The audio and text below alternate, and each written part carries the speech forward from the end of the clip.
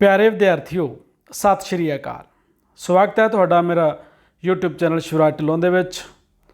Channel नूं subscribe करो अते नाल ही वीडियो नूं लाइक अते शेयर जरूर करना है। अज दी वीडियो दे विच असीं पढ़ांगे भारती लोकतंत्र दीआं समस्यावां अते चुनौतियां, problems and challenges of Indian democracy. Bharat दे विच लोकतंत्री व्यवस्था है, डेमोक्रेटिक सिस्टम है। पिछले 70 साल तो ये लोकतंत्री प्रक्रिया चल रही है। 15 अगस्त 1947 नूं भारत देश बरतानिया की गुलामी तो आज़ाद होया। 26 जनवरी 1950 नूं भारत का संविधान लागू होया और 1952 दे विच पहलियां चोणां होईयां। उदों तो लैके हुण तक लगभग 17 चोणां जिहड़ियां हो चुकियां ने। 17वीं चोण 2019 दे विच होई सी। सो ये लोकतंत्री समस्यावां, ये लोकतंत्री व्यवस्था चाहे भारत दे विच पिछले 70 साल तो भी ज़्यादा समय तो लागू है, पर फिर भी भारतीय लोकतंत्र दे विच कुछ ना कुछ समस्यावां अते चुनौतियां हन, प्रॉब्लम्स हन, जो भारतीय लोकतंत्री प्रणाली की सफलता दे लई रुकावट खड़ी करदियां हन। सो आपां इहदे बारे विस्तार दे विच जाणदे हां। तो ये आपां डिस्कस कर चुके हैं कि जिहड़ा मौजूदा युग है, वर्तमान लोकतंत्र का युग है, डेमोक्रेटिक सिस्टम है। संसार के बहुत सारे देशों के वड्डे भाग दे विच लोकतंत्री सरकारां कायम है, तो जिन्हां देशों च लोकतंत्री व्यवस्था नहीं है वो इहदे लई यतन कर रहे हैं, अर्थात लोकतंत्र वाल ही सारे वध रहे हैं। परंतु सारे जिहड़े देश है उन्हां जिहड़ा लोकतंत्र का स्वरूप है वो सारिਆਂ ਦਾ भिन्न भिन्न है। सारे ही मुल्कां दे विच इक्को जी लोकतंत्री व्यवस्था नहीं है, उन्हां विच थोड़ा बहुता अंतर पाया जाता है। अनेकां ही किस्मां लोकतंत्र दीआं होंद च आ चुकियां ने। सारे देशों का अपना अपना पिछोकड़, अपनी अपनी बैकग्राउंड है, उहदे हिसाब नाल सारे देशों च लोकतंत्री व्यवस्थावां अपने अपने हिसाब दे नाल जां अलग अलग जिहड़ियां ने विकसित होईयां ने। सो ये देखण च आउंदा है कि कई देशों के विच तां लोकतंत्र बहुत सफलतापूर्वक चल रहा है, जदों कि कई देशों च पूरी तरह सफल नहीं हो पाया। हुण जे भारत च भी गल करिए, भारत च पिछले 70 साल तो चल रहा है, इहनूं सफल कह सकते हैं क्योंकि चल रहा है। जबकि पाकिस्तान दे विच, बांग्लादेश दे विच, नेपाल दे विच बहुत ज़्यादा समस्यावां ने। पाकिस्तान दे विच किन्ने वारी तख्ता पलट हो चुकिया है, बांग्लादेश विच भी वड्डियां समस्यावां ने, नेपाल दे विच भी लोकतंत्र की बहाली दे लई बड़ा जोर लग्या होया है। ईवन कि भारत का, विदेशी ताकतां दा, विदेशी दूसरे देशों का फिर भी बड़ी बड़ी समस्यावां ने। सो भारत विच चाहे बहुत सारिया चुनौतियां ने पर चल रहा है, पर भारत विच भी उन्ना उस हद तक कामयाब नहीं है जिवें इंग्लैंड दे विच है जां होर विकसित देशों के विच है। सो जिहड़ी लोकतंत्री शासन प्रणाली है किसी सुन्ने स्थान च काम नहीं करती है, सगों देश का जिहड़ा समुच्चा समाजिक, आर्थिक ते राजनीतिक वातावरण है इसकी कार्यशीलता नूं प्रभावित करता है। किसी भी देश जिहड़ा लोकतंत्र है वह उत्थों के व्यवस्था तो प्रभावित होंदा, उत्थों के वातावरण तो प्रभावित होंदा है। उत्थों का राजनीतिक वातावरण किहो जिहा, लोगों की जिहड़ी समाजिक हालात किहो जिहे है, लोगों के आर्थिक हालात किहो जिहे है, वो वड्डे पद्धर ते उस देश दे विच लोकतंत्री व्यवस्था नूं प्रभावित करदे है। इन्हां चीज़ां दा प्रभाव लोकतंत्र की कार्यशीलता के ਵੱਖ-ਵੱਖ तरीकों के नाल पैंदा है। तो भारतीय हुण आपां पढ़ांगे भारतीय संविधान दीआं व्यवस्थावां जां विशेषतावां, लोकतंत्री समस्यावां ते चुनौतियां दा जिहड़ी गल है वो आपां अगले पार्ट दे विच करांगे। मैं इस पार्ट नूं अलग अलग भागां च वंड के पढ़ा रहा हाँ, तो दूजे पार्ट दे विच असीं समस्या की फेस कर रहा लोकतंत्र, भारती चुनौतियां किहड़ियां सामना करना पै रहा है उन्हां बारे डिस्कस करांगे। सब तो पहलां असीं जाणांगे कि भारती संविधान दीआं लोकतंत्री व्यवस्था जां विशेषतावां है कि जदों जिहड़ा भारत देश का अपना संविधान है, जिहड़ा 26 जनवरी 1950 नूं लागू होया, लोकां दे चुनी हुई संविधानक सभा ने इसका निर्माण किया, तो उन्होंने लोकतंत्री व्यवस्था को कायम करने के लिए संविधान के अलग अलग व्यवस्थावां कीतियां। तो किहड़ियां व्यवस्थावां कीतियां? तो सब तो पहली तो मुख गल यह है कि भारत को संसार का सब तो वड्डा लोकतंत्री देश होने का माण प्राप्त है। भारत संसार का सब तो वड्डा लोकतंत्री देश है। सब तो वड्डा क्यों है, हुण ये भी तुहानूं मैं क्लीयर कर देना वड्डा क्यों है। क्योंकि भारत की आबादी बहुत ज़्यादा है, ਤਾਂ ਸਭ ਤੋਂ ਵੱਡਾ ਕਿਵੇਂ ਹੋਇਆ? ਕਿਉਂਕਿ ਸਭ ਤੋਂ ਵੱਧ ਆਬਾਦੀ ਕਿਹਦੀ ਹੈ? ਚੀਨ ਦੀ। ਸਭ ਤੋਂ ਪਹਿਲੇ ਨੰਬਰ ਤੇ ਆਬਾਦੀ ਕਿਹਦੀ ਹੈ? ਚੀਨ ਦੀ। ਤੇ ਦੂਜੇ ਨੰਬਰ ਤੇ ਸੰਸਾਰ 'ਚ ਆਬਾਦੀ ਕਿਹਦੀ ਹੈ? ਭਾਰਤ ਦੀ। ਪਰ ਚੀਨ ਦੇ ਵਿੱਚ ਲੋਕਤੰਤਰੀ ਵਿਵਸਥਾ ਨਹੀਂ ਹੈ, ਉੱਥੇ ਸਮਾਜਵਾਦੀ ਸਰਕਾਰ ਹੈ, ਉੱਥੇ ਕਮਿਊਨਿਸਟ ਗੌਰਮੈਂਟ ਹੈ। ਭਾਰਤ ਦੇ ਵਿੱਚ ਲੋਕਤੰਤਰ ਹੈ। ਸੋ ਜੇਕਰ ਲੋਕਤੰਤਰ ਦੇ ਪੱਖ ਤੋਂ ਗੱਲ ਕਰੀਏ ਤਾਂ ਭਾਰਤ ਸਭ ਤੋਂ ਵੱਡਾ ਲੋਕਤੰਤਰ ਇਸ ਲਈ ਕਿਹਾ ਜਾਂਦਾ ਹੈ ਕਿਉਂਕਿ ਸਾਰੇ ਲੋਕਤੰਤਰੀ ਦੇਸ਼ਾਂ ਨਾਲੋਂ ਵੱਡਾ ਭਾਰਤ ਹੈ। ਸਭ ਤੋਂ ਜ਼ਿਆਦਾ ਆਬਾਦੀ ਭਾਰਤ ਦੀ ਹੈ, ਲਗਭਗ 137 ਕਰੋੜ ਜਿਹੜੀ ਆਬਾਦੀ ਹੈ ਭਾਰਤ ਦੇਸ਼ ਦੀ ਹੈ। ਇਸ ਲਈ ਭਾਰਤ ਨੂੰ ਸਭ ਤੋਂ ਵੱਡਾ ਲੋਕਤੰਤਰ ਕਿਹਾ ਜਾਂਦਾ ਹੈ। ਸੋ ਇਹ ਗੱਲ ਤੁਹਾਨੂੰ ਕਲੀਅਰ ਹੋ ਗਈ ਹੋਏਗੀ ਕਿ ਭਾਰਤ ਨੂੰ ਸਭ ਤੋਂ ਵੱਡਾ ਲੋਕਤੰਤਰੀ ਦੇਸ਼ ਦਾ ਮਾਣ ਹੋਣ ਦਾ ਮਾਣ ਕਿਵੇਂ ਪ੍ਰਾਪਤ ਹੈ। ਸੋ ਇੱਕ ਨੰਬਰ ਦਾ ਕੁਐਸਚਨ ਵੀ ਬਹੁਤ ਵਾਰ ਆ ਜਾਂਦਾ ਹੈਗਾ। ਇਸ ਤੋਂ ਬਾਅਦ ਭਾਰਤ ਵਿੱਚ ਸਰਵਉੱਚ ਸ਼ਕਤੀ ਦਾ ਸੋਮਾ ਲੋਕ ਹਨ। ਸਭ ਤੋਂ ਉੱਚ ਸ਼ਕਤੀ ਭਾਰਤ 'ਚ ਕਿਹਦੇ ਕੋਲ ਹੈ? ਲੋਕਾਂ ਕੋਲ। ਇਹ ਵੀ ਇੱਕ ਨੰਬਰ ਦਾ ਕੁਐਸਚਨ ਇੰਪੋਰਟੈਂਟ ਆਉਂਦਾ ਹੈ ਕਿ ਭਾਰਤ 'ਚ ਸਰਵਉੱਚ ਸ਼ਕਤੀ ਦਾ ਸੋਮਾ ਕੌਣ ਹੈ? ਲੋਕ। ਕਿਉਂਕਿ ਭਾਰਤ ਦੇ ਵਿੱਚ ਲੋਕਤੰਤਰੀ ਸਰਕਾਰ ਹੈ ਔਰ ਲੋਕਤੰਤਰੀ ਸਰਕਾਰ ਨੂੰ ਕੌਣ ਚੁਣਦਾ ਹੈ? ਲੋਕ ਚੁਣਦੇ ਆ। ਤੇ ਸੰਵਿਧਾਨ ਦੇ ਜਿਹੜੇ ਰਚਨਹਾਰੇ ਹੈ ਉਹਨਾਂ ਨੇ ਜਦੋਂ ਸੰਵਿਧਾਨ ਲਾਗੂ ਕੀਤਾ ਸੀਗਾ ਉਦੋਂ ਹੀ ਜਿਹੜੀ ਭਾਰਤ ਦੇ ਸੰਵਿਧਾਨ ਦੀ ਪ੍ਰਸਤਾਵਨਾ ਸੀ ਉਹਦੇ ਆਰੰਭਕ ਜਿਹੜੇ ਸ਼ਬਦ ਸੀ ਤੇ ਅੰਤਲੇ ਸ਼ਬਦ ਸੀ, ਅਸੀਂ ਭਾਰਤ ਦੇ ਸ਼ੁਰੂ ਹੁੰਦੀ ਹੈ ਜਿਹੜੀ ਪ੍ਰਸਤਾਵਨਾ ਸਾਡੀ, ਅਸੀਂ ਭਾਰਤ ਦੇ ਲੋਕ, ਉਦੋਂ ਬਾਅਦ ਸਾਰੀ ਪ੍ਰਸਤਾਵਨਾ ਹੈ ਔਰ ਅੰਤ ਦੇ ਵਿੱਚ ਫਿਰ ਇਹ ਆਉਂਦਾ ਹੈ ਇਸ ਸੰਵਿਧਾਨ ਨੂੰ ਸਵੀਕਾਰ, ਅਧਿਨਿਯਮਤ ਅਤੇ ਆਤਮ ਸਮਰਪਿਤ ਕਰਦੇ ਹਾਂ। ਅਰਥਾਤ ਇਹ ਸੰਵਿਧਾਨ ਕਿਸੇ ਸੰਸਥਾ ਦੁਆਰਾ ਬਣਾਇਆ ਹੋਇਆ ਨਹੀਂ ਹੈ, ਥੋਪਿਆ ਹੋਇਆ ਨਹੀਂ ਹੈ, ਬਲਕਿ ਲੋਕਾਂ ਦੁਆਰਾ ਖੁਦ ਬਣਾਇਆ। ਕਿਉਂ? ਕਿਉਂਕਿ ਜਿਹੜੀ ਸਾਡੀ ਸੰਵਿਧਾਨ ਸਭਾ ਸੀ ਜਿਹਨੇ ਸੰਵਿਧਾਨ ਦਾ ਨਿਰਮਾਣ ਕੀਤਾ ਉਹ ਲੋਕਾਂ ਦੁਆਰਾ ਚੁਣੀ ਹੋਈ ਸੀ। ਇਹਨਾਂ ਸ਼ਬਦਾਂ ਦਾ ਅਰਥ ਹੈ ਕਿ ਸਾਡੇ ਤੇ ਵਿਦੇਸ਼ੀ ਸ਼ਕਤੀ ਦੁਆਰਾ ਸੰਵਿਧਾਨ ਠੋਸਿਆ ਨਹੀਂ ਗਿਆ, ਬਲਕਿ ਭਾਰਤ ਦੇ ਸੰਵਿਧਾਨ ਨਿਰਮਾਤਾ ਨੇ ਲੋਕਾਂ ਦੁਆਰਾ ਚੁਣੇ ਹੋਏ ਸੀ, ਉਹਨਾਂ ਨੇ ਸੰਵਿਧਾਨ ਬਣਾਇਆ। ਅਰਥਾਤ ਇਹ ਸੰਵਿਧਾਨ ਅਪ੍ਰਤੱਖ ਤੌਰ ਤੇ ਲੋਕਾਂ ਦੁਆਰਾ ਹੀ ਆਪਣੇ ਤੇ ਲਾਗੂ ਕੀਤਾ ਗਿਆ। ਸਮਝ ਗਏ? ਇਹ ਸੰਵਿਧਾਨ ਲੋਕਾਂ ਦੁਆਰਾ, ਸਿੱਧੇ ਤੌਰ ਤੇ ਤਾਂ ਸਾਰੇ ਲੋਕ ਨਹੀਂ ਨਾ ਬਣਾ ਸਕਦੇਗੇ, ਤਾਂ ਲੋਕ ਹੁਣ ਵੀ ਕੀ ਕਰਦੇ? ਆਪਣੇ ਨੁਮਾਇੰਦੇ ਚੁਣਦੇ ਆ, ਉਹ ਨੁਮਾਇੰਦੇ ਕਾਨੂੰਨ ਬਣਾਉਂਦੇ। ਇਸੇ ਤਰ੍ਹਾਂ ਹੀ ਸੰਵਿਧਾਨ ਸਭਾ ਦੀ ਚੋਣ ਕੀਤੀ ਸੀ ਲੋਕਾਂ ਨੇ ਤੇ ਉਹ ਲੋਕਾਂ ਦੇ ਨੁਮਾਇੰਦੇ ਸੀ, ਉਹਨਾਂ ਨੇ ਲੋਕਾਂ ਲਈ ਕਾਨੂੰਨ ਬਣਾਇਆ ਸੀ ਔਰ ਇਸ ਤਰ੍ਹਾਂ ਹਿਸਾਬ ਨਾਲ ਜਿਹੜਾ ਹੈ ਉਹ ਕਾਨੂੰਨ ਲੋਕਾਂ ਦੁਆਰਾ ਹੀ ਆਪਣੇ ਤੇ ਲਾਗੂ ਕੀਤਾ ਗਿਆ ਸੀਗਾ। ਇਸ ਤੋਂ ਬਾਅਦ ਅਗਲਾ ਪੁਆਇੰਟ ਹੈ ਸਰਵਜਨਕ ਬਾਲਗ ਮਤ ਅਧਿਕਾਰ, ਅਡਲਟ ਫਰੈਂਚਾਈਜ਼ਸ, ਯੂਨੀਵਰਸਲ ਅਡਲਟ ਫਰੈਂਚਾਈਜ਼ਸ। ਭਾਰਤ 'ਚ ਸਰਵਜਨਕ ਬਾਲਗ ਮਤ ਅਧਿਕਾਰ ਦੀ ਵਿਵਸਥਾ ਕੀਤੀ ਗਈ ਹੈ।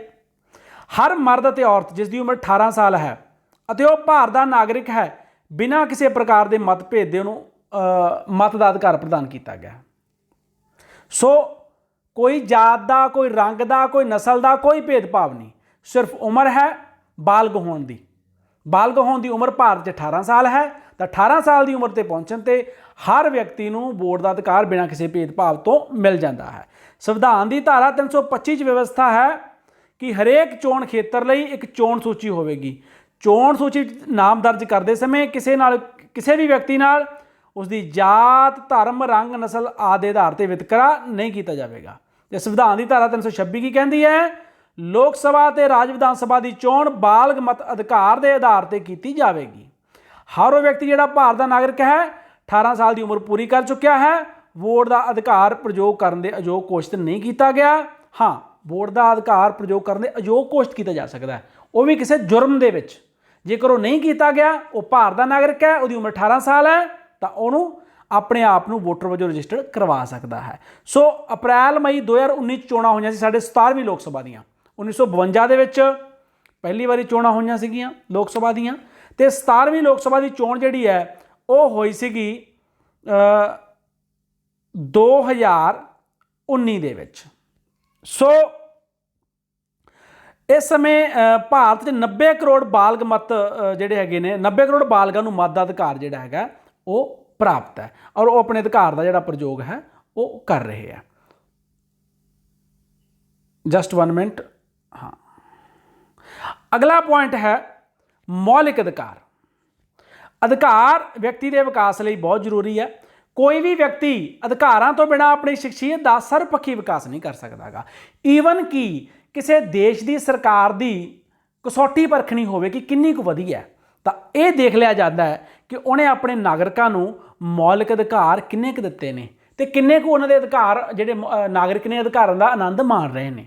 ਸੋ ਭਾਰਤੀ ਸੰਵਿਧਾਨ ਦੇ ਅਧਿਆਇ 3 'ਚ ਇਹ ਯਾਦ ਰੱਖਣਾ, ਭਾਰਤੀ ਸੰਵਿਧਾਨ ਦੇ ਕਿਹੜੇ ਅਧਿਆਇ 'ਚ? ਤੀਜੇ ਅਧਿਆਇ ਦੇ ਵਿੱਚ ਅਨੁਛੇਦ 12 ਤੋਂ 35। ਕਿੰਨੇ? ਅਧਿਆਇ 3 ਅਨੁਛੇਦ 12 ਤੋਂ 35। ਆਮ ਤੌਰ ਤੇ ਜਦੋਂ ਤੁਹਾਨੂੰ ਕੋਈ ਕੁਐਸਚਨ ਆਊਗਾ ਉੱਥੇ ਆਊਗਾ ਕਿ ਜਿਹੜੇ ਮੌਲਿਕ ਅਧਿਕਾਰ ਹੈ ਉਹ ਭਾਰਤੀ ਸੰਵਿਧਾਨ ਦੇ ਅਧਿਆਇ 3 'ਚ ਅਨੁਛੇਦ 14 ਤੋਂ 32। ਸੋ ਕਨਫਿਊਜ਼ ਨਹੀਂ ਹੋਣਾ ਆ, 12 ਤੋਂ 35 ਵੀ ਠੀਕ ਹੈ, 14 ਤੋਂ 32 ਵੀ ਠੀਕ ਹੈ। ਕਨਫਿਊਜ਼ਨ ਥੋੜੀ ਮੈਂ ਦੂਰ ਕਰ ਦੇਣਾ ਕਿ ਕਿਉਂ ਫਰਕ ਹੈ। ਜਿਹੜੇ 6 ਅਧਿਕਾਰ ਹੈ, ਸਮਾਨਤਾ ਦਾ ਅਧਿਕਾਰ, 6 ਅਧਿਕਾਰ ਦਿੱਤੇ ਗਏ ਆ। ਸੁਤੰਤਰਤਾ ਦਾ ਅਧਿਕਾਰ, ਸ਼ੋਸ਼ਣ ਵਿਰੁੱਧ ਅਧਿਕਾਰ, ਧਾਰਮਿਕ ਸੁਤੰਤਰਤਾ ਦਾ ਅਧਿਕਾਰ, ਸੱਭਿਆਚਾਰਕ ਅਤੇ ਵਿਦਿਅਕ ਅਧਿਕਾਰ, ਸੰਵਿਧਾਨਕ ਉਪਾਵਾਂ ਦਾ ਅਧਿਕਾਰ। ਜਿਹੜੇ 6 ਅਧਿਕਾਰ ਹੈ ਇਹ ਦਿੱਤੇ ਗਏ ਆ ਅਨੁਛੇਦ 14 ਤੋਂ 32। ਅਰਥਾਤ 14 ਤੋਂ 32 ਦੇ ਵਿੱਚ ਇਹਨਾਂ 6 ਅਧਿਕਾਰਾਂ ਦਾ ਵਰਣਨ ਕੀਤਾ ਗਿਆ ਹੈ। ਤੇ ਜਿਹੜੇ 12, 13 ਤੇ ਉਸ ਤੋਂ ਬਾਅਦ 33, 34 ਤੇ 35 ਹੈ ਨਾ, ਇਹ ਜਿਹੜੇ 5 ਅਧਿਕਾਰ ਹੈ ਨਾ, ਇਹ ਜਿਹੜੇ 5 ਅਨੁਛੇਦ ਧਾਰਾਵਾਂ ਨੇ ਨਾ, ਇਹਨਾਂ ਦੇ ਵਿੱਚ ਇਹਨਾਂ ਅਧਿਕਾਰਾਂ ਨਾਲ ਸੰਬੰਧਿਤ ਵਿਵਸਥਾਵਾਂ ਕੀਤੀਆਂ ਗਈਆਂ ਨੇ 6 ਨਾਲ ਸੰਬੰਧਿਤ। ਇਸ ਲਈ 12 ਤੋਂ 35 ਹੈ ਮੌਲਿਕ ਅਧਿਕਾਰਾਂ ਨਾਲ ਹੀ ਸੰਬੰਧਿਤ, ਪਰ ਮੌਲਿਕ ਅਧਿਕਾਰਾਂ ਦਾ ਵਰਣਨ 14 ਤੋਂ 32 ਦੇ ਵਿੱਚ ਕੀਤਾ ਗਿਆ। ਬਾਕੀ ਅਧਿਕਾਰ ਇਹਨਾਂ ਨਾਲ ਸੰਬੰਧਿਤ ਸਾਰਿਆਂ ਨਾਲ ਸਾਂਝੀਆਂ ਵਿਵਸਥਾਵਾਂ ਨੇ। ਸੋ ਇਹ ਗੱਲ ਮਾਈਂਡ 'ਚ ਰੱਖਣੀ ਹੈ। ਆਪਸ਼ਨ ਦੇ ਵਿੱਚ 12, 35 ਆ ਜਾਏ, 14, 32 ਆ ਜਾਏ, ਦੋਨੇ ਠੀਕ ਹੈ। ਸੋ ਇਸ ਗੱਲ ਨੂੰ ਤੁਸੀਂ ਕਲੀਅਰ ਹੋ ਗਿਆ ਹੋਵੇਗਾ ਤੁਹਾਨੂੰ।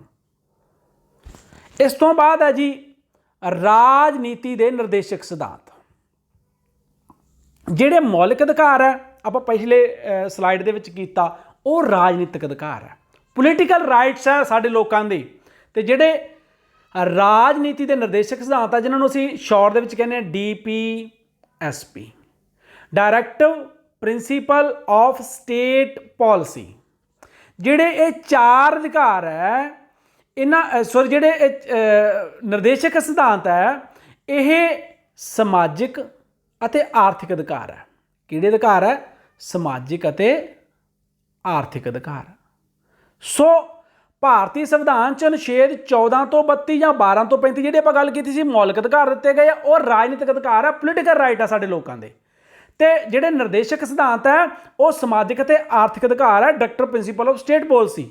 ਔਰ ਇਹ ਦਿੱਤੇ ਗਏ ਆ ਸੰਵਿਧਾਨ ਦੇ 4ਥੇ ਅਧਿਆਇ ਦੇ ਵਿੱਚ। ਕਿਹੜੇ ਅਧਿਆਇ ਦੇ ਵਿੱਚ? 4ਥੇ ਅਧਿਆਇ ਦੇ ਵਿੱਚ ਧਾਰਾ 36 ਤੋਂ ਲੈ ਕੇ 51 ਤੱਕ। ਮੌਲਿਕ ਅਧਿਕਾਰ ਅਧਿਆਇ 3 'ਚ 14 ਤੋਂ 32, ਰਾਜ ਦੀ ਨੀਤੀ ਦੇ ਨਿਰਦੇਸ਼ਕ ਸਿਧਾਂਤ ਅਧਿਆਇ 4 ਧਾਰਾ 36 ਤੋਂ 51। ਸੋ ਇਹ ਜਿਹੜੇ ਰਾਜਨੀਤਿਕ ਅਧਿਕਾਰ, ਮੌਲਿਕ ਅਧਿਕਾਰ ਰਾਜਨੀਤਿਕ ਅਧਿਕਾਰ ਹੈ, ਤੇ ਜਿਹੜੇ ਨਿਰਦੇਸ਼ਕ ਸਿਧਾਂਤ ਹੈ ਸਮਾਜਿਕ ਅਤੇ ਆਰਥਿਕ ਨਿਆਂ ਪ੍ਰਦਾਨ ਕਰਨ ਲਈ ਦਿੱਤੇ ਗਏ ਆ। ਸੋ ਇਹਨਾਂ ਸਿਧਾਂਤਾਂ ਦਾ ਉਦੇਸ਼ ਹੈ ਲੋਕਾਂ ਨੂੰ ਰਾਜਨੀਤਿਕ ਨਿਆਂ ਦੇ ਨਾਲ ਨਾਲ ਸਮਾਜਿਕ ਅਤੇ ਆਰਥਿਕ ਨਿਆਂ ਪ੍ਰਦਾਨ ਕਰਨਾ। ਇਹ ਨੀਤੀ ਨਿਰਮਾਣ ਵਿੱਚ ਰਾਜ ਦਾ ਮਾਰਗਦਰਸ਼ਨ ਕਰਦੇ ਆ। ਇਹਨਾਂ ਸਿਧਾਂਤਾਂ ਵਿੱਚ ਕਿਹਾ ਗਿਆ ਹੈ ਕਿ ਰਾਜ ਅਜਿਹੇ ਕਾਰਜ ਕਰਨ ਦਾ ਯਤਨ ਕਰੇਗਾ ਜਿਨ੍ਹਾਂ ਦੁਆਰਾ ਇਸਤਰੀਆਂ ਅਤੇ ਮਰਦਾਂ ਨੂੰ ਸਮਾਨ ਕੰਮ ਲਈ ਸਮਾਜ ਮਜ਼ਦੂਰੀਆਂ, ਹਰ ਵਿਅਕਤੀ ਲਈ ਰੁਜ਼ਗਾਰ, ਸੰਪਤੀ ਨੂੰ ਕੁਝ ਲੋਕਾਂ ਦੇ ਹੱਥ 'ਚ ਇਕੱਤਰ ਹੋਣ ਤੋਂ ਰੋਕਣਾ, ਮਜ਼ਦੂਰਾਂ ਨੂੰ ਉਚਿਤ ਸਹੂਲਤਾਂ ਅਤੇ ਠੀਕ ਮਜ਼ਦੂਰੀਆਂ, 6 ਸਾਲ ਤੱਕ ਦੀ ਉਮਰ ਦੇ ਬੱਚਿਆਂ ਨੂੰ ਠੀਕ ਦੇਖ ਰੇਖ ਭਾਲ ਕੀਤੀ ਜਾਵੇ। ਭਾਵੇਂ ਕਿ ਇਹ ਸਿਧਾਂਤ ਨਿਆਂ ਸੰਗਤ ਨਹੀਂ, ਇਹ ਵੀ ਗੱਲ ਯਾਦ ਰੱਖਣੀ ਹੈ, ਇਹ ਸਿਧਾਂਤ ਨਿਆਂ ਸੰਗਤ ਨਹੀਂ ਹੈ। ਰਾਜ ਦੀ ਨੀਤੀ ਦੇ ਨਿਰਦੇਸ਼ਕ ਸਿਧਾਂਤ ਨਿਆਂ ਸੰਗਤ ਨਹੀਂ ਹੈ, ਪਰੰਤੂ ਰਾਜ ਲਈ ਇਹਨਾਂ ਨੂੰ ਅਖੋਲੇ ਕਰਨਾ ਸੰਭਵ ਨਹੀਂ ਹੈ। ਇਹ ਲੋਕਾਂ ਨਾਲ ਕੀਤੇ ਗਏ ਪਵਿੱਤਰ ਵਾਅਦੇ ਹੈ ਜਿਨ੍ਹਾਂ ਨੂੰ ਪੂਰਾ ਕਰਨਾ ਰਾਜ ਦਾ ਕਰਤੱਵ ਹੈ।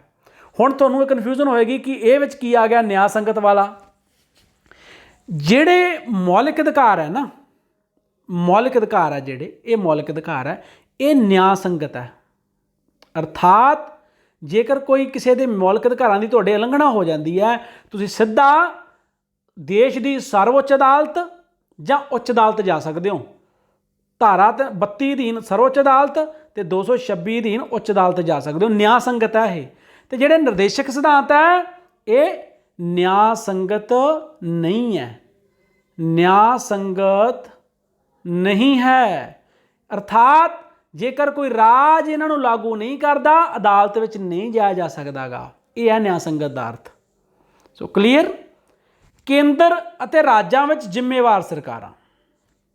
ਭਾਰਤ ਦਾ ਸੰਵਿਧਾਨ ਕੇਂਦਰ ਅਤੇ ਰਾਜਾਂ ਵਿੱਚ ਜ਼ਿੰਮੇਵਾਰ ਪ੍ਰਣਾਲੀ ਦੀ ਸਰਕਾਰ ਦੀ ਵਿਵਸਥਾ ਕਰਦਾ ਹੈ।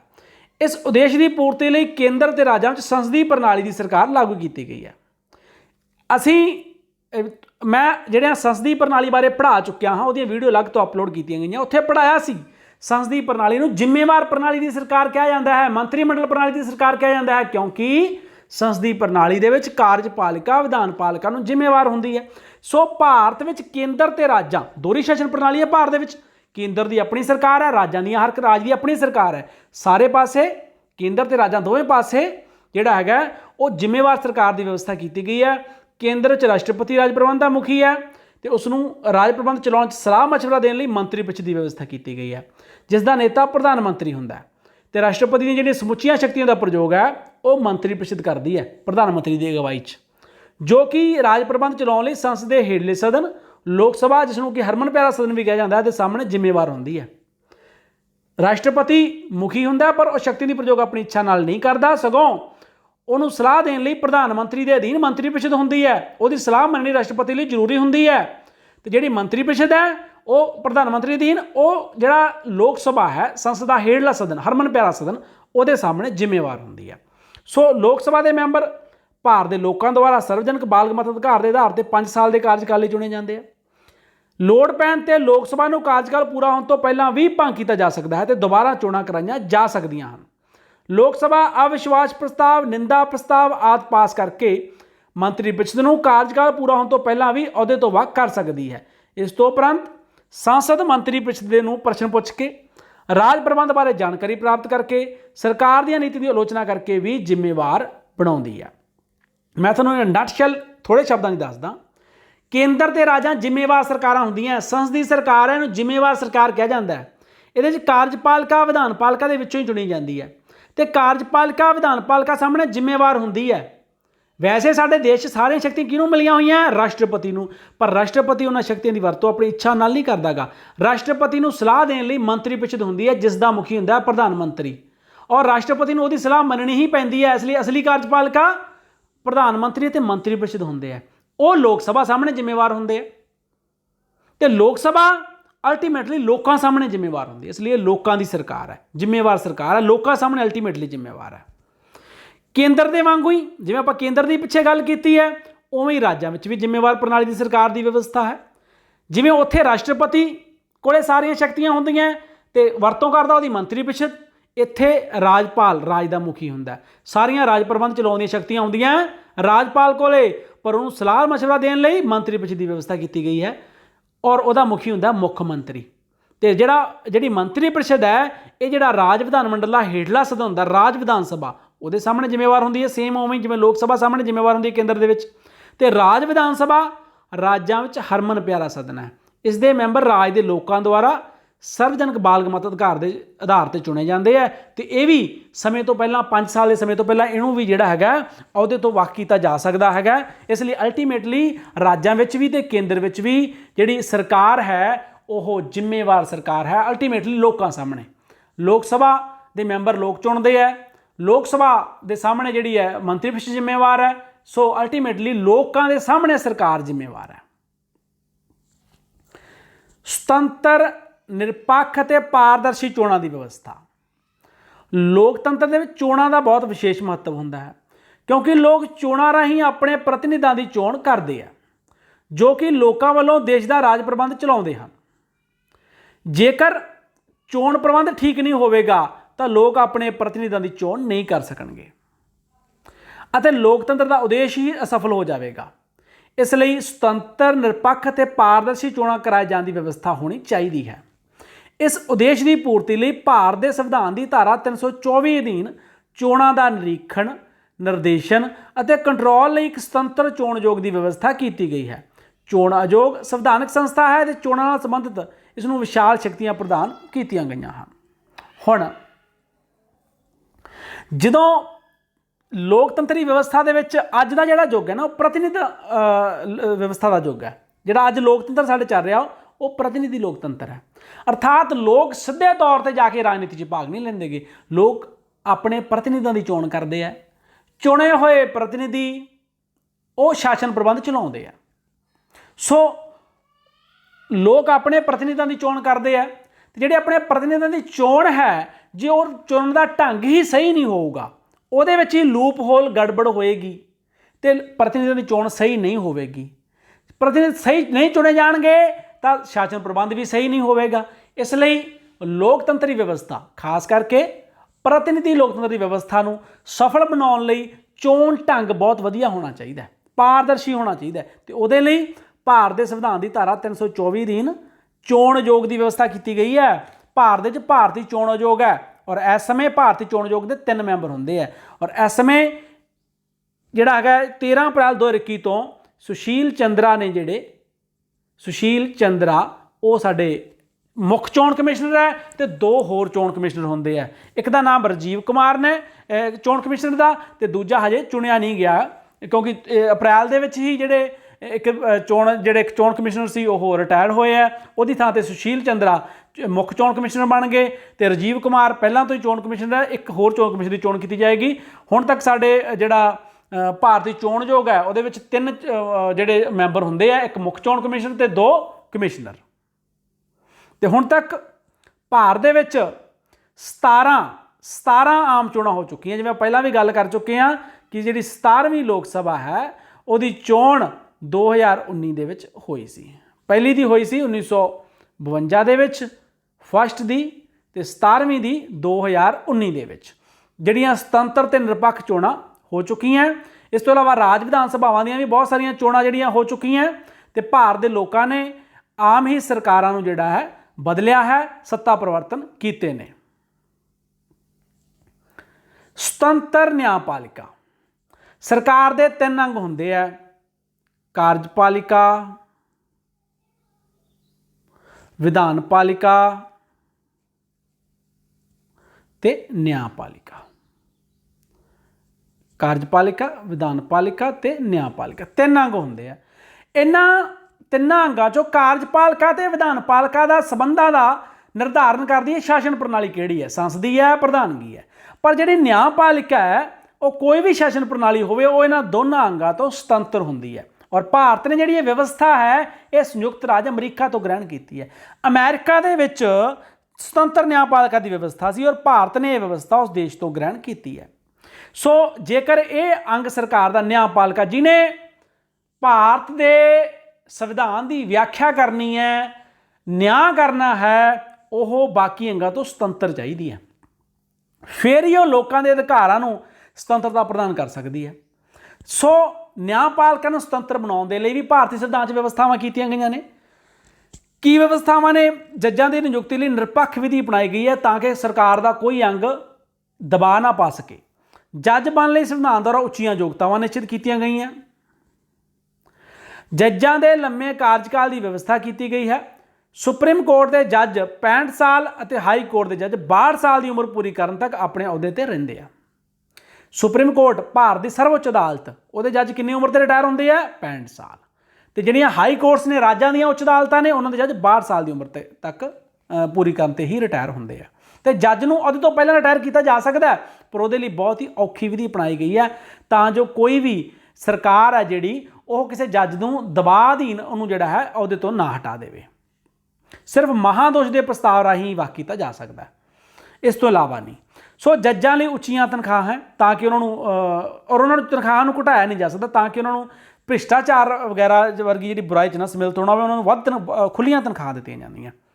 ਤੇ ਰਿਟਾਇਰ ਹੋਣ ਤੋਂ ਪਿੱਛੋਂ ਕੋਈ ਵੀ ਜੱਜ ਵਕਾਲਤ ਨਹੀਂ ਕਰ ਸਕਦਾ ਗਾ, ਕਿਉਂਕਿ ਉਹ ਆਪਣਾ ਪ੍ਰਭਾਵ, ਕਿਉਂਕਿ ਜਦੋਂ ਉਹ ਰਿਟਾਇਰ ਹੋ ਕੇ ਜਾਂਦਾ ਤਾਂ ਬਹੁਤ ਸਾਰੇ ਜੱਜ ਉਹਦੇ ਸਾਥੀ ਹੁੰਦੇ ਆ, ਤਾਂ ਜੇਕਰ ਉਹ ਬਾਅਦ 'ਚ ਵਕਾਲਤ ਕਰੇਗਾ ਤਾਂ ਆਪਣੇ ਸਾਥੀਆਂ ਰਾਹੀਂ ਜਿਹੜਾ ਹੈਗਾ ਉਹ ਉਹਨਾਂ ਨੂੰ ਪ੍ਰਭਾਵਿਤ ਜਾਂ ਉਹਨਾਂ ਨਾਲ ਸਾਂਠ-ਗਾਂਠ ਕਰ ਸਕਦਾ ਹੈ। ਇਸ ਤੋਂ ਬਾਅਦ ਹੈ ਜੀ ਕਾਨੂੰਨ ਦਾ ਸ਼ਾਸਨ, ਰੂਲ ਆਫ ਲਾਅ। ਜਿਹੜੀ ਇਹ ਵਿਵਸਥਾ ਹੈ ਉਹ ਅਸੀਂ ਗ੍ਰਹਿਣ ਕੀਤੀ ਹੈ ਇੰਗਲੈਂਡ ਤੋਂ। ਇੰਗਲੈਂਡ ਦੇ ਵਿੱਚ ਰੂਲ ਆਫ ਲਾਅ ਸੀ ਕਿ ਵਿਅਕਤੀ ਦਾ ਸ਼ਾਸਨ ਨਹੀਂ ਹੋਊਗਾ, ਕਾਨੂੰਨ ਦਾ ਸ਼ਾਸਨ ਹੋਊਗਾ। ਤੇ ਕਾਨੂੰਨ ਦਾ ਸ਼ਾਸਨ ਅਰਥਾਤ ਕਿਸੇ ਵਿਅਕਤੀ ਦੇ ਸੰਬੰਧੀ ਕੋਈ ਫੈਸਲਾ ਕਰਨਾ ਹੈ, ਕੋਈ ਨਿਆਂ ਕਰਨਾ ਹੈ, ਉਹ ਕੋਈ ਵਿਅਕਤੀ ਨਹੀਂ ਕਰੂਗਾ, ਉਹਦੀ ਮਰਜ਼ੀ ਨਾਲ ਨਹੀਂ ਹੋਊਗਾ। ਕਾਨੂੰਨ ਦੀ ਪ੍ਰਕਿਰਿਆ ਦੇ ਅਨੁਸਾਰ ਹੀ ਫੈਸਲਾ ਕੀਤਾ ਜਾਊਗਾ। ਸੋ ਕਾਨੂੰਨ ਦਾ ਨਿਆਂ ਹੈ ਔਰ ਕਾਨੂੰਨ ਦੇ ਸਾਹਮਣੇ ਕੋਈ ਉੱਚਾ ਨੀਵਾਂ ਨਹੀਂ ਹੁੰਦਾ, ਅਮੀਰ ਗਰੀਬ ਨਹੀਂ ਹੁੰਦਾ, ਸੱਤਾਧਾਰੀ ਜਾਂ ਸੱਤਾਹੀਨ ਨਹੀਂ ਹੁੰਦਾ। ਵਿਅਕਤੀ ਨੂੰ ਕੇਵਲ ਕਾਨੂੰਨ ਤੋੜਨ ਤੇ ਹੀ ਸਜ਼ਾ ਦਿੱਤੀ ਜਾ ਸਕਦੀ ਹੈ, ਹੋਰ ਕਿਸੇ ਗੱਲ ਨਹੀਂ। ਮਨਮਰਜ਼ੀ ਨਾਲ ਕੋਈ ਸਜ਼ਾ ਨਹੀਂ ਦਿੱਤੀ ਜਾ ਸਕਦੀ, ਨਾ ਹੀ ਸਜ਼ਾ ਨਿਸ਼ਚਿਤ ਸਜ਼ਾ ਤੋਂ ਵੱਧ ਕੀਤੀ ਜਾ ਸਕਦੀ ਹੈ। ਕਾਨੂੰਨ ਵਿਅਕਤੀ ਦੇ ਅਧਿਕਾਰਾਂ ਅਤੇ ਸੁਤੰਤਰਤਾਵਾਂ ਦੀ ਰਾਖੀ ਕਰਦਾ ਹੈ ਅਤੇ ਜੇਕਰ ਕੋਈ ਵਿਅਕਤੀ ਜਾਂ ਅਧਿਕਾਰੀ ਕਿਸੇ ਦੇ ਅਧਿਕਾਰਾਂ ਅਤੇ ਸੁਤੰਤਰਤਾਵਾਂ ਦੀ ਉਲੰਘਣਾ ਕਰਦਾ ਹੈ ਤਾਂ ਪੀੜਤ ਵਿਅਕਤੀ ਅਦਾਲਤਾਂ ਵਿੱਚ ਚਾਰਜੋਈ ਕਰ ਸਕਦਾ ਹੈ ਅਤੇ ਅਦਾਲਤਾਂ ਕਾਨੂੰਨ ਅਨੁਸਾਰ ਵਿਅਕਤੀ ਦੇ ਅਧਿਕਾਰਾਂ ਅਤੇ ਸੁਤੰਤਰਤਾਵਾਂ ਦੀ ਰਾਖੀ ਕਰਦੀਆਂ ਹਨ। ਇਸ ਤਰ੍ਹਾਂ ਭਾਰਤ ਵਿੱਚ ਕਾਨੂੰਨ ਦੀ ਵਿਸ਼ੇਸ਼ਤਾ ਕਾਇਮ ਕੀਤੀ ਗਈ ਹੈ ਜੋ ਕਿ ਲੋਕਤੰਤਰੀ ਵਿਵਸਥਾ ਲਈ ਜ਼ਰੂਰੀ ਹੈ। ਇਸ ਤੋਂ ਬਾਅਦ ਅਗਲਾ ਪੁਆਇੰਟ ਹੈ ਵਿਰੋਧ ਦਾ ਸਤਿਕਾਰ, ਰਿਸਪੈਕਟ ਆਫ ਓਪੋਜੀਸ਼ਨ। ਵਿਰੋਧ ਦਾ ਸਤਿਕਾਰ ਕਰਨਾ। ਲੋਕਤੰਤਰ 'ਚ ਵਿਰੋਧ ਨੂੰ ਦਬਾਇਆ ਨਹੀਂ ਜਾਂਦਾਗਾ ਕਿ ਜੇਕਰ ਕੋਈ ਸਰਕਾਰ ਦਾ ਵਿਰੋਧ ਕਰੂ ਤਾਂ ਸਰਕਾਰ ਉਹਨੂੰ ਦਬਾਊਗੀ, ਨਹੀਂ, ਸਗੋਂ ਵਿਰੋਧ ਦਾ ਸਤਿਕਾਰ ਕੀਤਾ ਜਾਵੇਗਾ ਕਿਉਂਕਿ ਵਿਰੋਧੀ ਦਲ ਸਰਕਾਰ ਦੀ ਆਲੋਚਨਾ ਕਰਦੇ ਹੈ ਤੇ ਸਰਕਾਰ ਨੂੰ ਮਨਮਰਜ਼ੀ ਕਰਨ ਤੋਂ ਰੋਕਦੇ ਹੈ। ਇਸ ਤਰ੍ਹਾਂ ਸਰਕਾਰ ਦੀਆਂ ਕਮਜ਼ੋਰੀਆਂ ਲੋਕਾਂ ਸਾਹਮਣੇ ਆਉਂਦੀਆਂ ਤਾਂ ਜੇ ਉਹਨਾਂ ਕਮਜ਼ੋਰੀਆਂ ਨੂੰ ਕੋਈ ਵਿਰੋਧੀ ਦਲ ਉਘਾੜੇ, ਨਹੀਂ ਤਾਂ ਸਰਕਾਰ ਆਪਣੀ ਮਨਮਰਜ਼ੀ ਕਰਦੀ ਰਹੇਗੀ, ਉਹਨਾਂ ਨੂੰ ਸਭ ਕੁਝ ਸਹੀ ਲੱਗਦਾ ਰਹੇਗਾ। ਵਿਰੋਧੀ ਦਲ ਲੋਕਾਂ 'ਚ ਜਾਗਰੂਕਤਾ ਪੈਦਾ ਕਰਦੇ ਆ। ਲੋੜ ਪੈਣ 'ਤੇ ਵਿਰੋਧੀ ਦਲ ਸਰਕਾਰ ਵੀ ਬਣਾ ਸਕਦਾ ਹੈ। ਜੇ ਮੰਨ ਲਓ ਕਿਸੇ ਕਾਰਨ ਸਰਕਾਰ ਡਿੱਗ ਗਈ, ਦੁਬਾਰਾ ਚੋਣਾਂ ਕਰਾਉਣ ਤੋਂ ਪਹਿਲਾਂ ਵਿਰੋਧੀ ਦਲ ਨੂੰ ਮੌਕਾ ਦਿੱਤਾ ਜਾਊਗਾ ਕਿ ਤੁਸੀਂ ਸਰਕਾਰ ਪੇਸ਼ ਕਰੋ। ਇਸ ਤਰ੍ਹਾਂ ਉਹ ਰਾਜ ਪ੍ਰਬੰਧ ਵਿੱਚ ਕੋਈ ਖਲਾਅ ਨਹੀਂ ਪੈਦਾ ਹੋਣ ਦਿੰਦੇ। ਵਿਰੋਧੀ ਦਲਾਂ ਤੋਂ ਬਿਨਾਂ ਲੋਕਤੰਤਰ ਤਾਨਾਸ਼ਾਹੀ ਵਿੱਚ ਬਦਲ ਜਾਂਦਾ ਹੈ ਅਤੇ ਸਰਕਾਰ ਮਨਮਰਜ਼ੀ ਕਰਦੀ ਹੈ। ਭਾਰਤ ਵਿੱਚ ਵਿਰੋਧ ਦਾ ਸਤਿਕਾਰ ਕੀਤਾ ਗਿਆ ਹੈ। ਕਾਨੂੰਨ ਰਾਹੀਂ ਸੰਸਦ ਅਤੇ ਵਿਧਾਨ ਮੰਡਲਾਂ ਵਿੱਚ ਵਿਰੋਧੀ ਧਿਰ ਦੇ ਨੇਤਾਵਾਂ ਨੂੰ ਕਾਨੂੰਨੀ ਮਾਨਤਾ ਪ੍ਰਦਾਨ ਕੀਤੀ ਗਈ ਹੈ ਅਤੇ ਉਹਨਾਂ ਨੂੰ ਉਹ ਸਾਰੀਆਂ ਸਹੂਲਤਾਂ ਪ੍ਰਦਾਨ ਕੀਤੀਆਂ ਗਈਆਂ ਹਨ ਜੋ ਕਿ ਕੈਬਨਿਟ ਮੰਤਰੀ ਨੂੰ ਪ੍ਰਾਪਤ ਹੁੰਦੀਆਂ ਹਨ। ਤੇ ਭਾਰਤ 'ਚ ਵਿਰੋਧੀ ਦਲ ਨੂੰ ਵਿਸ਼ੇਸ਼ ਮਾਨਤਾ ਦਿੱਤੀ ਗਈ ਹੈ। ਵਿਰੋਧੀ ਦਲ ਨੂੰ ਵਿਸ਼ੇਸ਼ ਮਾਨਤਾ, ਜਿਹੜਾ ਵਿਰੋਧੀ ਦਲ ਦਾ ਨੇਤਾ ਹੋਊਗਾ ਉਹਨੂੰ ਕੈਬਨਿਟ ਮੰਤਰੀ ਦੇ ਬਰਾਬਰ ਤਨਖਾਹ ਭੱਤੇ ਦਿੱਤੇ ਜਾਣਗੇ। ਇਸ ਤੋਂ ਉਪਰੰਤ ਸੰਵਿਧਾਨਕ ਅਤੇ ਕਾਨੂੰਨੀ ਮਰਿਆਦਾ ਵਿੱਚ ਰਹਿੰਦਿਆਂ ਹੋਇਆਂ ਵਿਰੋਧੀ ਧਿਰ ਨੂੰ ਸੰਸਦ ਦੇ ਅੰਦਰ ਅਤੇ ਬਾਹਰ ਆਪਣੀਆਂ ਗਤੀਵਿਧੀਆਂ ਕਰਨ ਦੀ ਪੂਰੀ ਸੁਤੰਤਰਤਾ ਹੈ। ਵਿਰੋਧੀ ਦਲ ਸਰਕਾਰ ਵਿਰੁੱਧ ਆਪਣਾ ਰੋਸ ਪ੍ਰਗਟ ਕਰਨ ਲਈ ਸਮੇਂ-ਸਮੇਂ ਤੇ ਜਨਤਕ ਰੈਲੀਆਂ, ਪ੍ਰਦਰਸ਼ਨ, ਬੰਦ ਆਦਿ ਕਰ ਸਕਦਾ ਹੈ। ਅੱਗੇ ਆ ਗਿਆ ਜੀ ਧਰਮ ਨਿਰਪੱਖ ਰਾਜ, ਸੈਕੂਲਰਿਜ਼ਮ। ਧਰਮ ਨਿਰਪੱਖਤਾ। ਜਿਹੜਾ ਭਾਰਤ ਦਾ ਸੰਵਿਧਾਨ ਹੈ ਉਹ ਭਾਰਤ ਨੂੰ ਇੱਕ ਧਰਮ ਨਿਰਪੱਖ ਰਾਜ ਘੋਸ਼ਿਤ ਕਰਦਾ ਹੈ ਤੇ 1976 ਦੇ ਵਿੱਚ 42ਵੀਂ ਸੋਧ ਹੋਈ ਸੀ ਸੰਵਿਧਾਨ ਦੀ ਪ੍ਰਸਤਾਵਨਾ ਦੇ ਵਿੱਚ। ਸੰਵਿਧਾਨ ਦੀ ਪ੍ਰਸਤਾਵਨਾ 'ਚ 1976 'ਚ 42ਵੀਂ ਸੋਧ ਰਾਹੀਂ ਧਰਮ ਨਿਰਪੱਖ ਸ਼ਬਦ ਜੋੜਿਆ ਗਿਆ। ਪਹਿਲਾਂ ਧਰਮ ਨਿਰਪੱਖ ਸ਼ਬਦ ਨਹੀਂ ਸੀ ਜਦੋਂ ਭਾਰਤ ਆਜ਼ਾਦ ਹੋਇਆ, ਪ੍ਰਸਤਾਵਨਾ ਉਦੋਂ ਹੀ ਜੋੜ ਦਿੱਤੀ ਗਈ ਸੀ, ਪਰ ਧਰਮ ਨਿਰਪੱਖ ਸ਼ਬਦ ਉਦੋਂ ਜੋੜਿਆ ਗਿਆ 1976 'ਚ 42ਵੀਂ ਸੋਧ ਰਾਹੀਂ। ਪਰ ਇਹਦਾ ਅਰਥ ਇਹ ਨਹੀਂ ਕਿ 1976 ਤੋਂ ਪਹਿਲਾਂ ਭਾਰਤ ਧਰਮ ਨਿਰਪੱਖ ਰਾਜ ਰਹੀ ਸੀ, ਕਿਉਂਕਿ ਉਦੋਂ ਪਹਿਲਾਂ ਵੀ ਭਾਰਤ ਸ਼ੁਰੂ ਤੋਂ ਹੀ ਧਰਮ ਨਿਰਪੱਖ ਰਾਜ ਰਿਹਾ। ਕਿਉਂਕਿ ਜਿਹੜੀ ਸਾਡੇ ਸੰਵਿਧਾਨ ਦੀ ਧਾਰਾ 26 ਤੋਂ 28 ਹੈ ਮੌਲਿਕ ਅਧਿਕਾਰਾਂ ਵਾਲਾ ਅਧਿਆਇ ਜਿਹੜਾ 14 ਤੋਂ 32, ਉਹਦੇ 'ਚ ਜਿਹੜੀ 26 ਤੋਂ 28 ਹੈ ਨਾ, ਉਹ ਨਾਗਰਿਕਾਂ ਨੂੰ ਕੋਈ ਵੀ ਧਰਮ ਧਾਰਨ ਕਰਨ, ਉਹਨੂੰ ਮੰਨਣ, ਉਸ ਦਾ ਪ੍ਰਚਾਰ ਕਰਨ ਦੀ ਸੁਤੰਤਰਤਾ ਪ੍ਰਦਾਨ ਕਰਦਾ ਹੈ। ਤੇ ਇਸ ਤੋਂ ਇਲਾਵਾ ਲੋਕ ਧਾਰਮਿਕ ਸੰਸਥਾਵਾਂ ਸਥਾਪਿਤ ਕਰ ਸਕਦੇ ਆ, ਉਹਨਾਂ ਸੰਸਥਾਵਾਂ ਦਾ ਪ੍ਰਬੰਧ ਕਰ ਸਕਦੇ ਆ। ਸਰਕਾਰੀ ਵਿਦਿਅਕ ਸੰਸਥਾਵਾਂ ਵਿੱਚ ਵਿਦਿਆਰਥੀਆਂ ਨੂੰ ਧਾਰਮਿਕ ਵਿਦਾ ਦਿੱਤੇ ਜਾਣ ਦੀ ਮਨਾਹੀ ਹੈ। ਕਿਸੇ ਵਿਅਕਤੀ ਨੂੰ ਉਹਦੀ ਇੱਛਾ ਦੇ ਖਿਲਾਫ ਕਿਸੇ ਵੀ ਸਰਕਾਰੀ ਮਾਨਤਾ ਪ੍ਰਾਪਤ ਸੰਸਥਾ, ਸਕੂਲ, ਕਾਲਜ ਦੇ ਵਿੱਚ ਧਾਰਮਿਕ ਸਿੱਖਿਆ ਨਹੀਂ ਦਿੱਤੀ ਜਾ ਸਕਦੀ ਗੀ ਤੇ ਨਾ ਹੀ ਧਰਮ ਦੇ ਨਾਂ 'ਤੇ ਸਰਕਾਰ ਦੁਆਰਾ ਕੋਈ ਟੈਕਸ ਹੀ ਲਾਇਆ ਜਾ ਸਕਦਾ ਹੈ। ਸੋ ਇਹ ਵਿਵਸਥਾਵਾਂ ਸਾਰੀਆਂ ਇੱਕ ਸੈਕੂਲਰ ਕੰਟਰੀ ਦੀਆਂ, ਧਰਮ ਨਿਰਪੱਖ ਰਾਜ ਦੀਆਂ, ਕਿ ਜਿੱਥੇ ਕੋਈ ਵੀ ਵਿਅਕਤੀ ਆਪਣੀ ਇੱਛਾ ਅਨੁਸਾਰ ਕਿਸੇ ਵੀ ਧਰਮ ਨੂੰ ਮੰਨ ਸਕਦਾ ਹੈ, ਉਹਨੂੰ ਜਿਹੜਾ ਹੈਗਾ ਉਹਦਾ ਪ੍ਰਬੰਧ ਕਰ ਸਕਦਾ ਹੈ, ਉਹਨੂੰ ਵਧਾ ਸਕਦਾ ਹੈ, ਉਹਦਾ ਪ੍ਰਚਾਰ ਕਰ ਸਕਦਾ ਹੈ।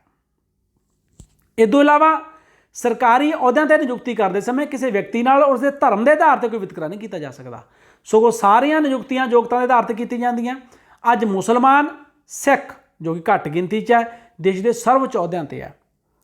ਦੇਸ਼ ਦੇ ਪ੍ਰਧਾਨ ਮੰਤਰੀ APJ ਅਬਦੁਲ ਕਲਾਮ, ਹਮੀਦ ਅੰਸਾਰੀ, ਇਹ ਸਾਰੇ ਮੁਸਲਿਮ ਨੇ। ਔਰ ਸਾਡੇ ਦੇਸ਼ ਦੇ ਪ੍ਰਧਾਨ ਮੰਤਰੀ ਪਿਛਲੇ 2 ਟਰਮਾਂ 'ਚ ਰਹੇ ਸਰਦਾਰ ਮਨਮੋਹਨ ਸਿੰਘ, ਉਹ ਸਿੱਖ ਸੀਗੇ, ਪ੍ਰਧਾਨ ਮੰਤਰੀ 2 ਟਰਮਾਂ ਰਹੇ। ਸੋ ਇਹ ਭਾਰਤ ਦੀ ਧਰਮ ਨਿਰਪੱਖਤਾ ਦਾ ਹੀ ਕਮਾਲ ਹੈ ਕਿ ਸਾਰੇ ਵਿਅਕਤੀ ਜਿਹੜੇ ਇੱਥੇ ਧਾਰਮਿਕ ਸੁਤੰਤਰਤਾ ਹੈ ਸਭ ਨੂੰ, ਔਰ ਬਿਨਾਂ ਕਿਸੇ ਧਰਮ ਤੋਂ ਵੱਖ-ਵੱਖ ਵੱਡੇ ਅਹੁਦਿਆਂ 'ਤੇ ਸਾਰੇ ਧਰਮਾਂ ਦੇ ਲੋਕਾਂ ਨੇ ਕੰਮ ਕੀਤਾ ਹੈ ਜਾਂ ਕਰ ਰਹੇ ਹੈ। ਇਸ ਤੋਂ ਬਾਅਦ ਹੈ ਅਨੁਸੂਚਿਤ ਜਾਤੀਆਂ, ਅਨੁਸੂਚਿਤ ਜਨਜਾਤੀਆਂ, ਪਛੜੀਆਂ ਸ਼੍ਰੇਣੀਆਂ ਅਤੇ ਘੱਟ ਗਿਣਤੀਆਂ ਦੇ ਹਿੱਤਾਂ ਦੀ ਰਾਖੀ ਲਈ ਵਿਸ਼ੇਸ਼ ਵਿਵਸਥਾਵਾਂ। ਜਦੋਂ ਭਾਰਤ ਆਜ਼ਾਦ ਹੋਇਆ, ਭਾਰਤ ਲੰਬੇ ਸਮੇਂ ਤੋਂ ਜਾਤੀ ਪਾਤੀ ਜਾਂ ਜਾਤ ਪਾਤ ਦੀ ਵਿਵਸਥਾ ਜਿਹੜੀ ਭਾਰਤ ਦੇ ਵਿੱਚ ਸਥਾਪਿਤ ਕੀਤੀ ਗਈ ਹੈ ਤੇ ਭਾਰਤ ਤੋਂ ਕਹਿ ਸਕਦੇ ਪੀੜਤ ਹੈ। ਕੁਝ ਖਾਸ ਜਾਤੀਆਂ ਨੂੰ ਦਬਾ ਕੇ ਰੱਖਿਆ ਗਿਆ ਕਿ ਉਹ ਆਹ ਕੰਮ ਨਹੀਂ ਕਰ ਸਕਦੇਗੇ, ਉਹਨਾਂ ਦਾ ਸ਼ੋਸ਼ਣ ਹੁੰਦਾ ਰਿਹਾ। ਸੋ ਸਾਡੇ ਸੰਵਿਧਾਨ ਨਿਰਮਾਤਾਵਾਂ ਨੇ ਦੇਖਿਆ ਕਿ ਉਹਨਾਂ ਜਾਤੀਆਂ ਨੂੰ ਉੱਪਰ ਚੁੱਕਣ ਲਈ ਸੰਵਿਧਾਨ ਦੇ ਵਿੱਚ ਵਿਵਸਥਾਵਾਂ ਕੀਤੀਆਂ ਜਾਣੀਆਂ ਚਾਹੀਦੀਆਂ। ਸੋ ਸਾਡੇ ਸੰਵਿਧਾਨ ਨਿਰਮਾਤਾਵਾਂ ਨੇ ਭਾਰਤੀ ਸੰਵਿਧਾਨ ਦੇ ਵਿੱਚ ਅਨੁਸੂਚਿਤ ਜਾਤੀਆਂ, ਅਨੁਸੂਚਿਤ ਜਨਜਾਤੀਆਂ, ਪਛੜੀਆਂ ਸ਼੍ਰੇਣੀਆਂ ਅਤੇ ਘੱਟ ਗਿਣਤੀਆਂ ਦੇ ਹਿੱਤਾਂ ਦੀ ਰਾਖੀ ਲਈ ਵਿਸ਼ੇਸ਼ ਵਿਵਸਥਾਵਾਂ ਕੀਤੀਆਂ।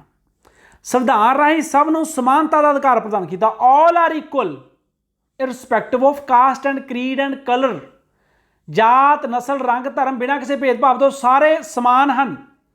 ਛੂਤ ਛਾਤ ਲਈ ਧਾਰਾ 17 ਮੌਲਿਕ ਅਧਿਕਾਰਾਂ ਵਾਲੇ ਧਾਰਾ 17 ਦੇ ਵਿੱਚ ਛੂਤ ਛਾਤ ਨੂੰ ਅਪਰਾਧ ਘੋਸ਼ਿਤ ਕੀਤਾ ਗਿਆ। ਸਾਡੇ ਸੰਵਿਧਾਨ ਦੇ ਜਿਹੜੇ ਅਨੁਛੇਦ 17 ਹੈ ਉਹਦੇ ਜਿਹੜਾ ਛੂਤ ਛਾਤ ਨੂੰ ਅਪਰਾਧ ਘੋਸ਼ਿਤ ਕੀਤਾ ਗਿਆ ਕਾਨੂੰਨੀ ਤੌਰ ਤੇ।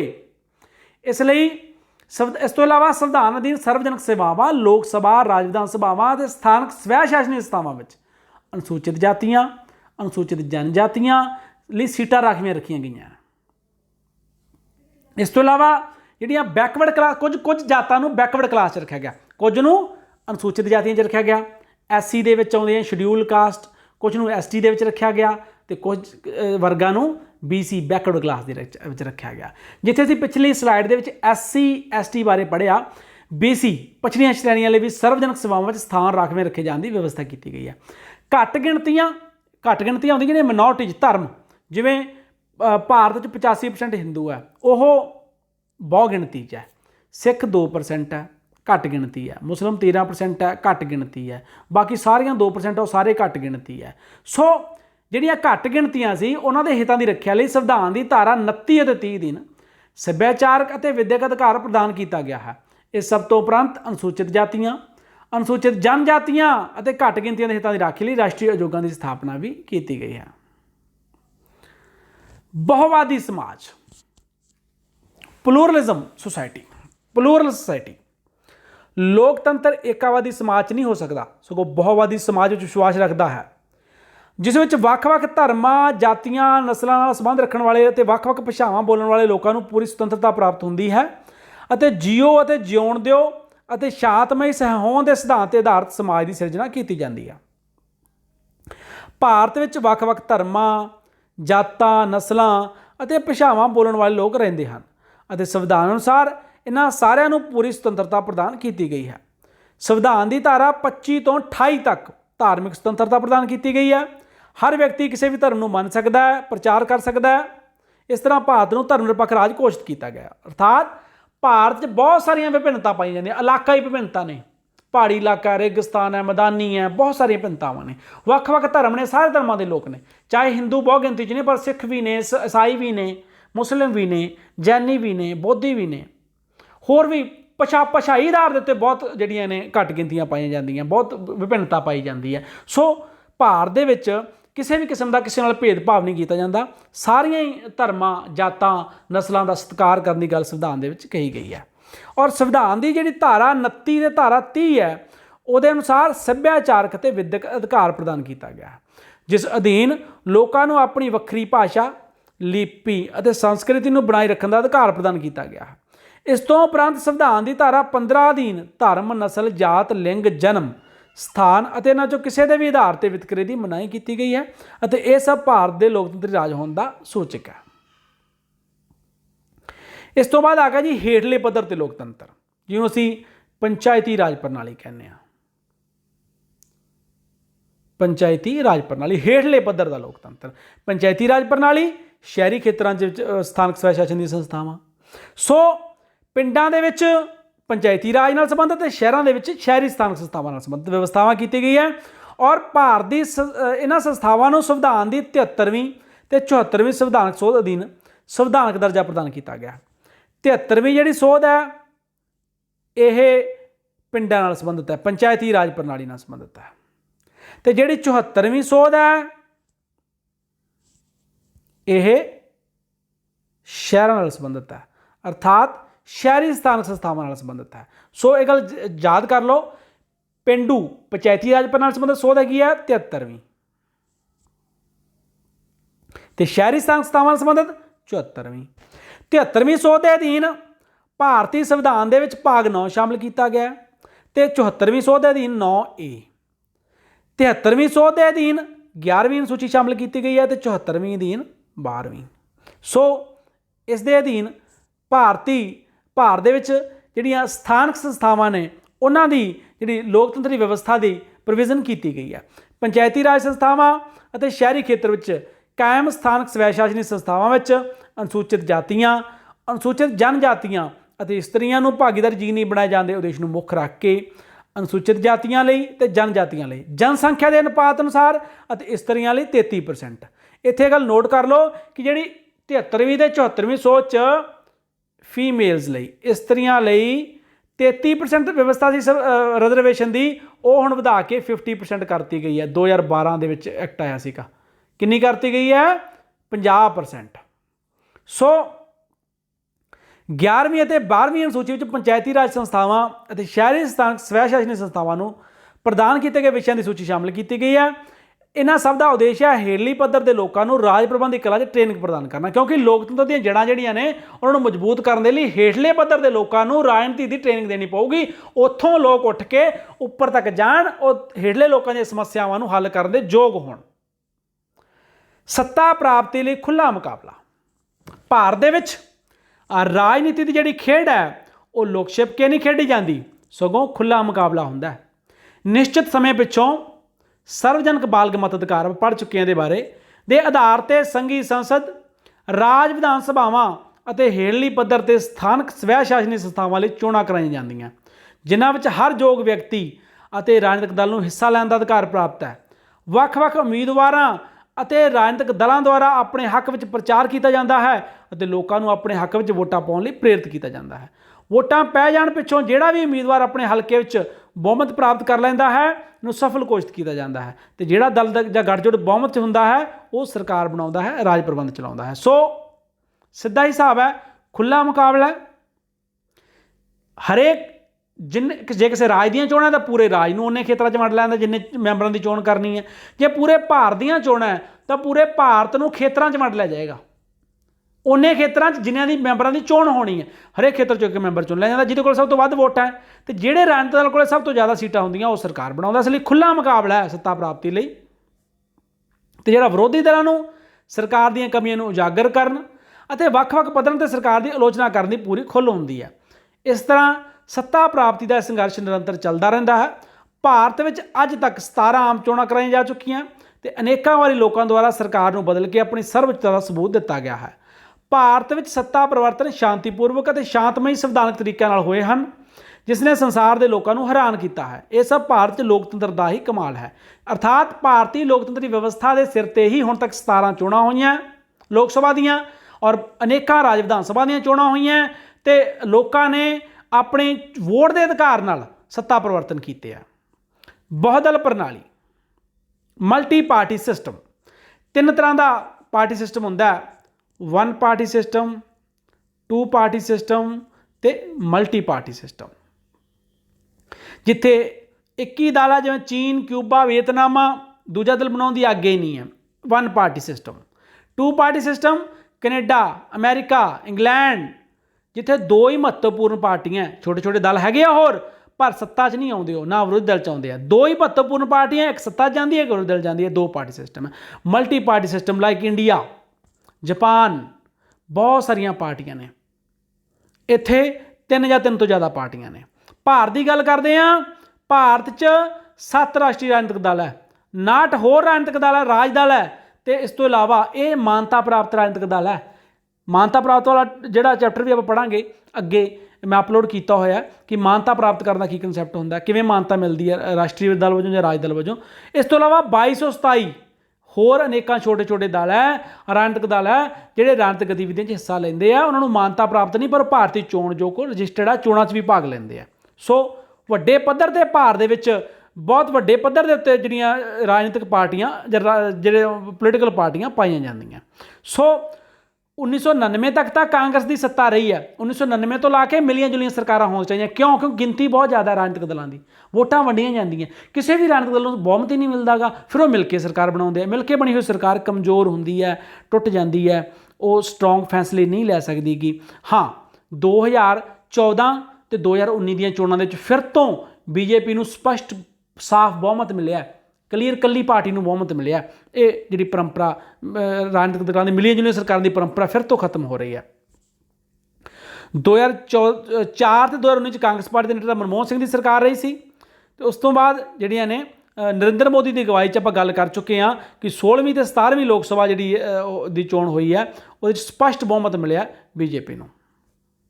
ਸੋ ਇਹ ਸੀ ਸਾਡਾ ਅੱਜ ਦਾ ਟੌਪਿਕ, ਜਿਹਦੇ ਵਿੱਚ ਅਸੀਂ ਭਾਰਤੀ ਲੋਕਤੰਤਰੀ ਵਿਵਸਥਾ ਦੀਆਂ ਚੁਣੌਤੀਆਂ ਪੜ੍ਹਨੀਆਂ। ਪਰ ਪਹਿਲੇ ਪਾਰਟ ਦੇ ਵਿੱਚ ਅਸੀਂ ਕੀ ਪੜ੍ਹਿਆ? ਵਿਵਸਥਾਵਾਂ, ਵਿਸ਼ੇਸ਼ਤਾਵਾਂ। ਭਾਰਤੀ ਲੋਕਤੰਤਰੀ ਵਿਵਸਥਾ ਦੀਆਂ ਵਿਸ਼ੇਸ਼ਤਾਵਾਂ ਕੀ ਨੇ, ਸਾਡੇ ਸੰਵਿਧਾਨ ਨਿਰਮਾਤਾਵਾਂ ਨੇ ਕਿਹੜੀਆਂ ਲੋਕਤੰਤਰੀ ਵਿਵਸਥਾ ਜਿਹੜੀਆਂ ਕੀਤੀਆਂ ਨੇ ਸੰਵਿਧਾਨ ਦੇ ਵਿੱਚ, ਉਹਨਾਂ ਬਾਰੇ ਅਸੀਂ ਜਾਣਕਾਰੀ ਹਾਸਲ ਕੀਤੀ ਹੈ। ਅਗਲਾ ਪਾਰਟ 2 ਦੇ ਵਿੱਚ ਅਸੀਂ ਭਾਰਤੀ ਲੋਕਤੰਤਰੀ ਵਿਵਸਥਾ ਦੀਆਂ ਭਾਰਤੀ ਲੋਕਤੰਤਰ ਦੀ ਜਿਹੜੀਆਂ ਚੁਣੌਤੀਆਂ, ਸਮੱਸਿਆਵਾਂ, ਕੀ ਸਮੱਸਿਆਵਾਂ ਫੇਸ ਕਰ ਰਿਹਾ ਉਹ ਡਿਸਕਸ ਕਰਾਂਗੇ। ਕਿਉਂਕਿ ਭਾਰਤੀ ਲੋਕਤੰਤਰ ਸਫਲ ਹੈ, ਇੰਨਾ ਕੁ ਸਫਲ ਹੈ ਵੀ ਚੱਲ ਰਿਹਾ, ਪਰ ਉਹਨਾਂ ਸਫਲ ਨਹੀਂ ਹੈ। ਹਜੇ ਵੀ ਅਮੀਰ ਤੇ ਗਰੀਬ ਹੀ ਹੋ ਰਿਹਾ ਹੈ। ਹਜੇ ਵੀ ਵੱਡਾ ਤਬਕਾ ਭੁੱਖਾ ਹੀ ਸੌਂਦਾ ਹੈ, ਨੰਗਾ ਹੀ ਸੌਂਦਾ ਹੈ। ਹਜੇ ਵੀ ਇੱਕ ਭਾਰਤ ਦੀ ਵੱਡੀ ਗਿਣਤੀ ਗਰੀਬੀ ਰੇਖਾ ਤੋਂ ਹੇਠਾਂ ਹੀ ਹੈ। ਉਹਨਾਂ ਕੋਲ ਸਹੂਲਤਾਂ ਦੀ ਬੜੀ ਕਮੀ ਹੈ, ਸਾਰਾ ਦਿਨ ਕੰਮ ਕਰਕੇ ਉਹਨਾਂ ਨੂੰ ਰੁਜ਼ਗਾਰ ਨਹੀਂ ਮਿਲਦਾ ਗਾ। ਸੋ ਕੀ ਸਮੱਸਿਆਵਾਂ ਨੇ, ਕਿਉਂ ਲੋਕਤੰਤਰ ਉਹਨਾਂ ਕਾਮਯਾਬ ਨਹੀਂ ਹੋਇਆ ਜਿਹਦੀ ਸੰਵਿਧਾਨ ਨਿਰਮਾਤਾਵਾਂ ਨੇ ਜਿਹਦਾ ਟਾਰਗੇਟ ਰੱਖਿਆ ਸੀ, ਸੋਚ ਰੱਖੀ ਸੀਗੀ, ਉਹਨਾਂ ਕਾਮਯਾਬ ਕਿਉਂ ਨਹੀਂ ਹੋਇਆ, ਕਿਹੜੀਆਂ ਉਹ ਸਮੱਸਿਆਵਾਂ ਨੇ, ਉਹ ਅਸੀਂ ਅਗਲੇ ਭਾਗ ਦੇ ਵਿੱਚ ਡਿਸਕਸ ਕਰਾਂਗੇ। ਧੰਨਵਾਦ, ਸ਼ੁਕਰੀਆ।